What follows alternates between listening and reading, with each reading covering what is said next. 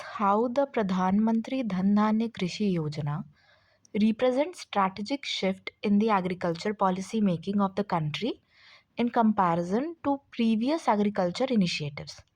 प्रधानमंत्री धन धान्य कृषि योजना पिछले जो पहले के जो एग्रीकल्चर इनिशिएटिव्स है एग्रीकल्चर पॉलिसी मेकिंग इंडिया में उसमें स्ट्रैटेजिक शिफ्ट कैसे रिप्रेजेंट कर रहा है इसको डिस्कस करना है।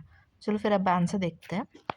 पहले हमने इसको इंट्रोड्यूस किया है कि रिसेंटली करंट सेंट्रल गवर्नमेंट ने प्रधानमंत्री धन धान्य कृषि योजना को अप्रूव कर दिया था। इसको अनाउंस तो यूनियन बजट 2025-26 में ही किया गया था। अब इसके ऑब्जेक्टिव्स देखते हैं। इसको 3E2A से याद रख सकते हैं। Enhancing farm productivity, expanding post harvest storage, enhancing irrigation infrastructure, access to agricultural credit, adopting crop diversification and sustainability। ये मॉडल ना नीति आयोग के एस्पिरेशनल डिस्ट्रिक्ट प्रोग्राम पे हुआ है, focusing on the 3 C's: convergence, collaboration, competition. Okay, अब हम देखते हैं कि this is important because the previous reforms having some issues. जो प्रीवियस रिफॉर्म्स है उसके जो इश्यूज है उसको हाईलाइट कर देते हैं। जैसे ग्रीन रेवोल्यूशन में वो प्रोडक्शन सेंट्रिक था, रीजन स्पेसिफिक था, उसके बेनिफिट्स पैन इंडिया नहीं थे। एपीएमसी में मार्केटिंग रिम्यूनरेशन चैलेंजेस अभी भी हैं फार्मर्स के लिए। एमएसपी एक टॉप डाउन अप्रोच है, cereal centric. This led to skewed rice wheat cropping pattern. फिर प्रधानमंत्री फसल बीमा योजना जो इंश्योरेंस है उसमें इनएक्यूरेट असेसमेंट होता है by insurance companies of losses. फिर जो ये डायरेक्ट बेनिफिट ट्रांसफ़र की स्कीम्स है, प्रधानमंत्री किसान या केसीसी, पीएम आशा, इन सब में बेनिफिशियरी टारगेटिंग के इश्यूज़ है, एक्सक्लूजन इंक्लूजन एरर है। और जो डिजिटल इनिशिएटिव्स है, ई नाम या डिजिटल एग्री मिशन, इसमें डिजिटल डिवाइड है, lack of awareness, poor adoption है। ओके, तो ये हमने एक बार शॉर्ट में देख लिया कि इश्यूज़ क्या है ऐसे पिक्टोरियल वे में दिखाकर।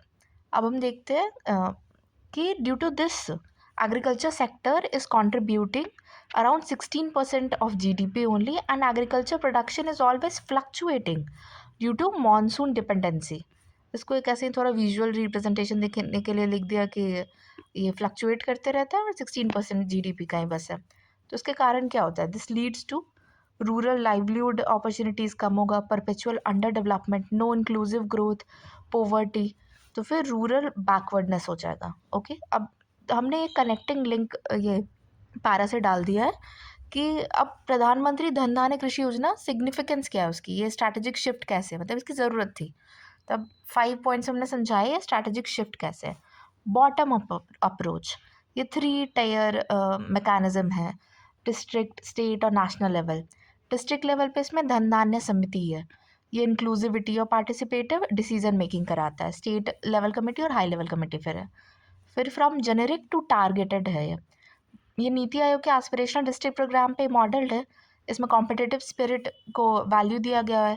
100 लो परफॉर्मिंग डिस्ट्रिक्ट्स पे फोकस रहेगा और वो 2025-26 टू 2030-31 तक है।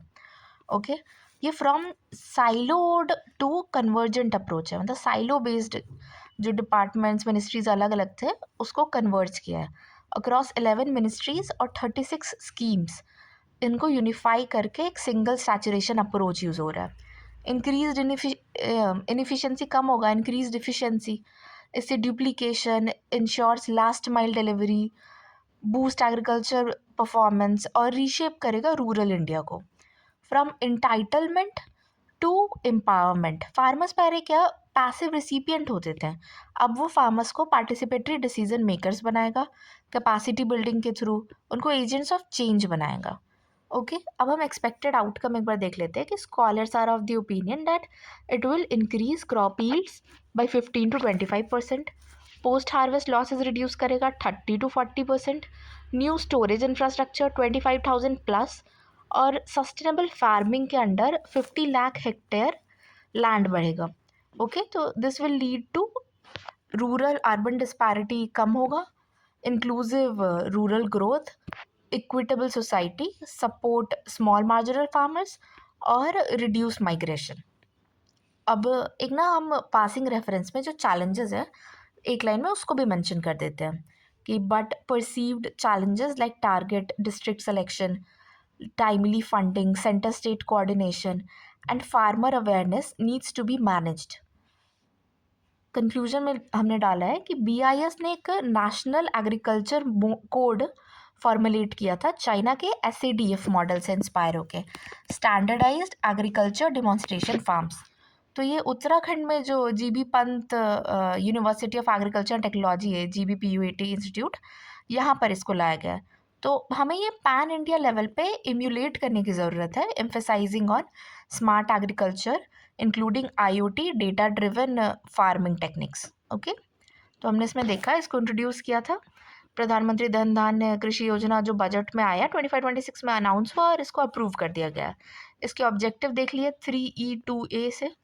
फिर ये एस्पिरेशनल डिस्ट्रिक्ट प्रोग्राम पे फोकस्ड है, 3Cs पे कॉन्वर्जेंस, कोलैबोरेशन और कंपटीशन पे फोकस करते हैं।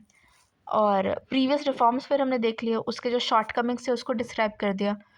फिर इन शॉर्ट कमिंग्स के कारण मतलब एग्रीकल्चर की जो सिचुएशन है थोड़ा नेगेटिव लाइट में कि GDP पे अभी तक सिर्फ 16% कंट्रीब्यूशन और फ्लक्चुएटिंग है, और एक ये रूरल बैकवर्डनेस को फिगर से डिस्क्राइब कर दिया। इससे हम फिर एक स्ट्रक्चर आंसर में बता रहे हैं कि प्रधानमंत्री धन धान्य कृषि योजना सिग्निफाई करता है स्ट्रैटेजिक शिफ्ट कैसे।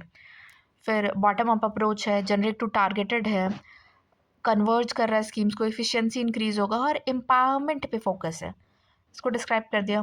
फिर एक्सपेक्टेड आउटकम जो स्कॉलर्स बता रहे हैं कि 15-25% क्रॉप यील्ड इंक्रीज करेगा, around 30-35% post harvest loss decrease होगा, 25,000 प्लस स्टोरेज इंफ्रास्ट्रक्चर कैपेसिटी और 50 लाख हेक्टेयर सस्टेनेबल फार्मिंग के अंडर आएगा।